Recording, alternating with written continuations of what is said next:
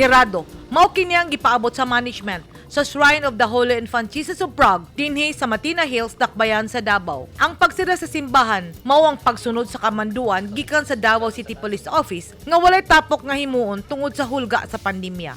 Sa sulat nga dunay petsa Enero 8 nga gipirmahan ni kanhi Talomo Police Station Chief Major Sean Logroño, gipasabot ni ini nga gikinahanglang isira ang simbahan karong Sabado ug Domingo kon Enero 15 ug 16 aron malikayan ang panagtapok. Among gipangutana ang usa ka staff sa Shrine Hills ug matod niya ilang sundon ang kamanduan sa kapulisan. Amo lang ipahibalo sa tanang mga devotees sa Santo Niño Shrine nga wala tay fiesta nga mahitabo. I-close ang shrine para maprotektahan ang mga katawhan tungod kay naa pa ang COVID-19.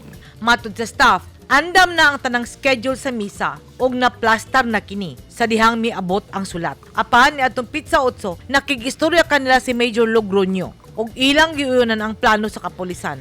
Bisan pa man walay fiesta nga mahitabo, magpadayon ang misa sulod sa compound sa Shrine Hills. Apan ang pari lang ug tulo ka kantor ang pwedeng mosalmot isip pagsunod sa tradisyon sa mesa ug sa kapiestahan ni Santo Niño. Ang mga bulak alang sa Santo Niño ilag yapong iplastar tungod kay kini na ang ilang naandan. Ang ngayang hinumduman sa matag deboto nga bisan wala ipahigayon ni misa ug dili idayon ang fiesta. Ang atong pag-ampo sa atong Dios, labi na kung kini ang kasing-kasing mao kini ang importanteng lamas sa atong pagtuo isip Kristiyano. Edith Kaduayan, News 10 Philippines. Stay safe!